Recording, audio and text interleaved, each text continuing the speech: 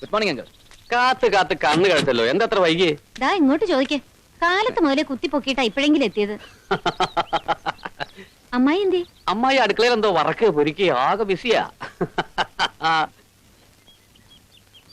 Bournvita party തുടങ്ങിയില്ലേ? Stock തീർന്നു. തീർന്നോ? അല്ല പേടിക്കണ്ട, ന്യൂ സ്റ്റോക്കിന് ആളെ വിട്ടുണ്ട്. ഇപ്പത്തും. ഞാൻ വറക്കാം. വേണ്ട, ഡ്രസ്സൊക്കെ ചീത്തയാവും. ഇത് ടേബിളിലേക്ക് വെക്ക്. അല്ല ഇതെന്താ ഓണസദ്യയോ? നിങ്ങൾ വരുമ്പോഴുള്ളൂ ഇതൊക്കെ, അല്ലെങ്കിൽ മെനു വളരെ മോശ. Very bad. അല്ലെങ്കിൽ ഇപ്പൊ വെച്ച് വിളമ്പി തിന്നാൻ ഇവിടെ ആരാ ഉള്ളത്? ഷുഗറും പ്രഷറും കൊളസ്ട്രോളും ഒക്കെ ആയിട്ട് ഒരു 100 കൂട്ടം രോഗങ്ങളുണ്ട്. പിന്നെ കുട്ടികൾക്ക് വിളമ്പാന്ന് വെച്ചാ അതിനുള്ള ഭാഗ്യം ഈശ്വരൻ തന്നില്ല. നിങ്ങൾ നോക്കണ്ട, ഇതാ ഞാൻ പറഞ്ഞത്. പിന്നെ ആവട്ടെ എന്ന് പറഞ്ഞ് നീട്ടിയുള്ള ഭാഗ്യം കളഞ്ഞു കുളിക്കണ്ടാന്ന്.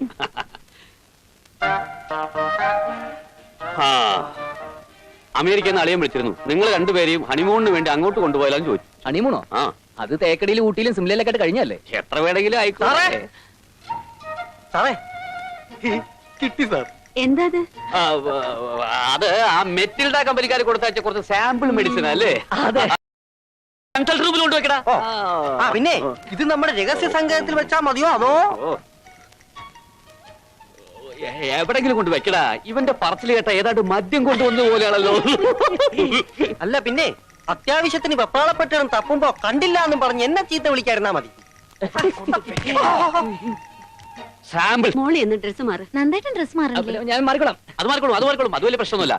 ആ സിസ്റ്ററെ, ഞങ്ങള് കൺസൾട്ടന്റ് റൂമിൽ ഉണ്ടാവും. അവിടെ ഗൗരവതരമായ ചില കാര്യങ്ങൾ ഡിസ്കസ് ചെയ്യാണ്ട്. കഴിക്കാറുമ്പോൾ വിളിച്ചാൽ മതി. ആ പിന്നെ ഡിസ്കഷൻ ഇടയ്ക്ക് തൊട്ട് നക്കാൻ അച്ചാർ ഉപ്പേരി വല്ലതും വേണ്ടി വരുമോ? ചെല്ലി എന്തുപോലെ അറിയണ്ട.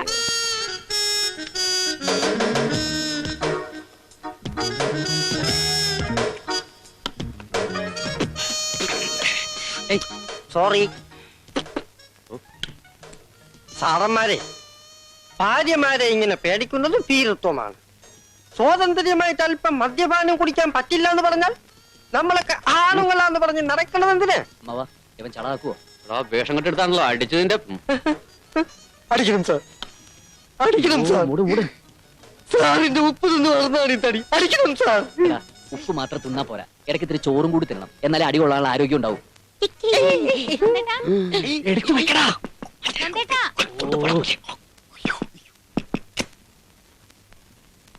എന്താ മോളെ? ഊണ് വിളമ്പട്ടെ? വിളമ്പിക്കോ. നന്ദു ഇപ്പൊ വരും. ഞാൻ അവന് 2 ഔൺസ് മരുന്ന് കൊടുത്തിരിക്കുക. എന്ത് പറ്റി? ഒരു ചെറിയ തലവേദന. ഈശ്വര, പേടിക്കാനൊന്നുമില്ല, ഇപ്പൊ മാറും. മോള് എന്നെല്ലാം എടുത്തു വെക്ക്. ചെല്.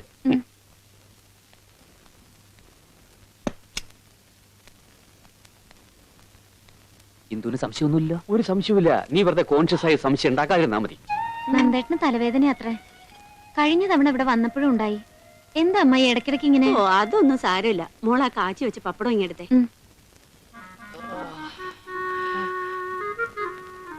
ഡോക്ടർ, ഞാൻ 35 വയസ്സുള്ള ഒരു വിവാഹിതനാണ്.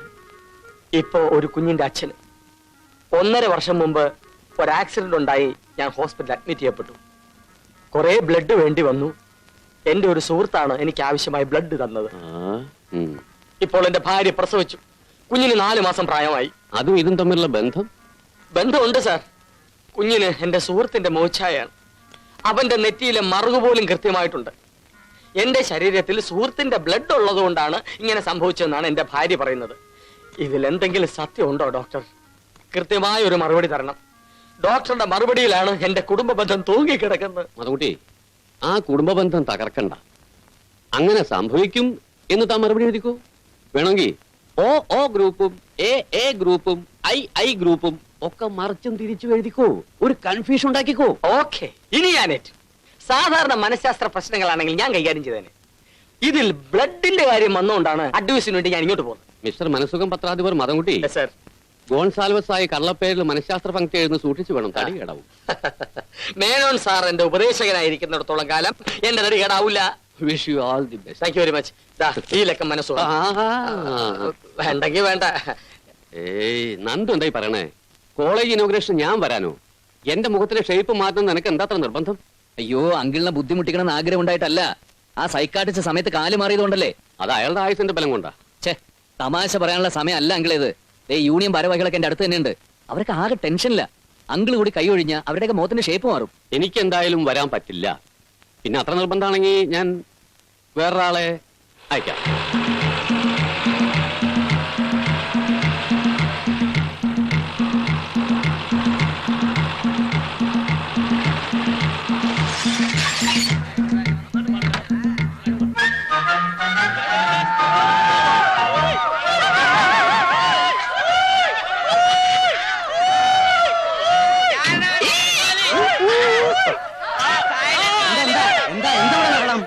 വെറുതെ കിടന്ന് കൂവാ. ഇതാ സൈക്കാട്രിസ്റ്റ്.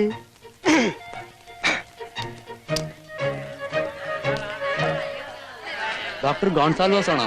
ഞാൻ ആരോഗ്യസ്വാമി ഗോൺസാൽവോ സാറിന്റെ ബോഡി കഴിഞ്ഞിട്ട് മേനോൻ സാർ അയച്ചതാണ്. ഗോൺസാൽവോസ് ഉണ്ടല്ലോ. മാറി നിൽക്കൂ. പെൺകുട്ടികളൊക്കെ ആൺകുട്ടികളോട് ചേർന്ന് നിൽക്കൂ.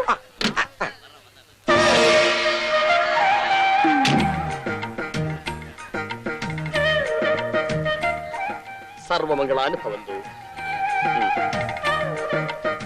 എവിടെയാണ് സ്റ്റേജ്? ഫംഗ്ഷൻ തുടങ്ങാൻ അല്പം താമസം. തൽക്കാലം സ്റ്റാഫ് റൂമിലിരിക്കാം. താനാണോ രാജീവ്? അതെ. പ്രശ്നമുണ്ടല്ലോ. അല്ല, എന്ത് പ്രശ്നമാണ് സാർ? പറയാം. ആരോഗ്യം. ഇവരോട് പെട്രോൾ അടിക്കാനുള്ള കാശ് നേരത്തെ പഠിച്ചു വെച്ചോ. എവിടെയാണ് സ്റ്റാഫ് റൂം? ഇതാ അവിടെയാണ് സ്റ്റാഫ് റൂം. ആപത്തിക്കും കരണി. സോറി. സാറിനകത്തേക്ക് ഇരിക്കാം. ഞങ്ങൾക്ക് സ്റ്റേജിൽ ഇത്തിരി പണിയുണ്ട്. Okay, thank U.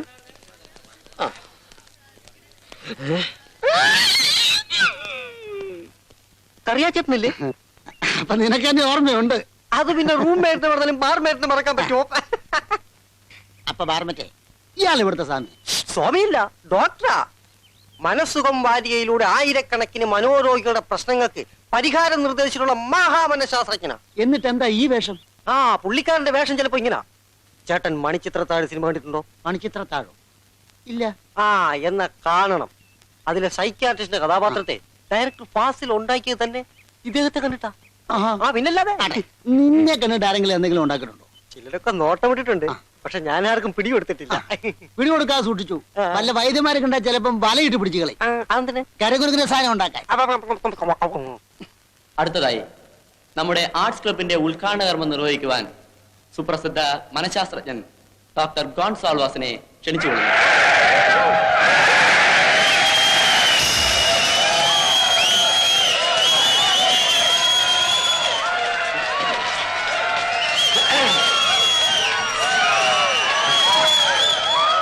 കൂവലിന് ശക്തി പോരാ.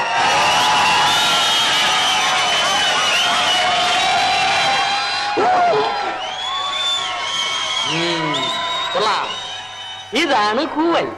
ഇങ്ങനെ കൂവാവൂ. കാരണം ഇപ്പോഴേ കൂവാൻ പറ്റൂ, അല്ലേ?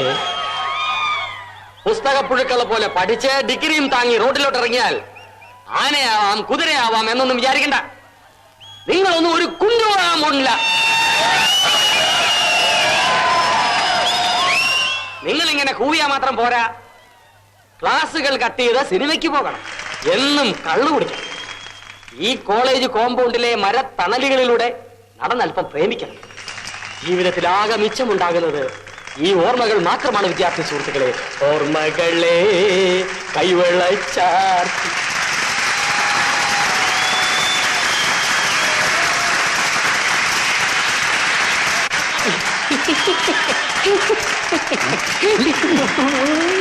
നിങ്ങളുടെ പ്രിൻസിപ്പൽ അച്ഛനെ പോലെ ക്ലോക്കിലെ സമയം നോക്കി ജീവിക്കാനുള്ളതല്ല ജീവിതം.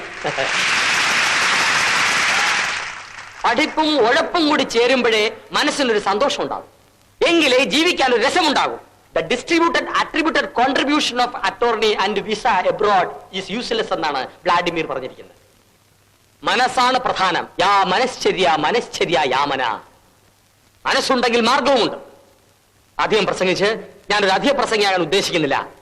നിങ്ങളുടെ ഈ കോളേജിലെ എന്താ ആർട്സ് ക്ലബിന്റെ ആർട്സ് ക്ലബിന്റെ ഔപചാരികമായ ഉദ്ഘാടന കർമ്മം നിർവഹിച്ചുകൊണ്ട് ഞാൻ എന്റെ പ്രസംഗം ചുരുക്കുന്നു. നിങ്ങൾക്ക് എല്ലാവർക്കും മനസ്സുകൾ ലഭിക്കട്ടെ എന്ന് പ്രാർത്ഥിച്ചുകൊണ്ട് ഈ മനഃശാസ്ത്രജ്ഞൻ നിർത്തുന്നു. നമസ്കാരം.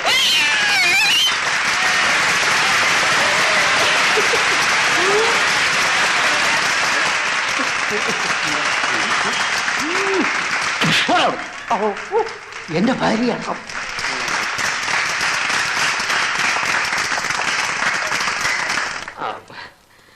സ്റ്റേജ് വെച്ച് ഞാൻ ഫാദറിനെ ഒരു താങ്ങി. സോറി, കൂവലടക്കാൻ ഞാനൊരു സൈക്കോളജിക്കൽ അപ്രോച്ച് നടത്തിയതാ. ഓ അങ്ങനെയാണോ? ആ. It's good. ആ പിന്നെ മിസ്റ്റർ ഗോൺസാൽവോസ്, നന്ദഗോപാലൻ സാർ ഒരുക്കിയ ഗാനമേളയുണ്ട്, സ്വല്പം കേട്ടിട്ട് പോകാം. സോറി ഫാദർ, എനിക്ക് സമയമില്ല. അത്യാവശ്യമായിട്ട് ഊളംപാറയിലെത്താം. അവിടെ വലിയ ഉദ്ഘാടനമാണോ? അല്ല, കുറച്ച് റെസ്റ്റ് എടുക്കണം.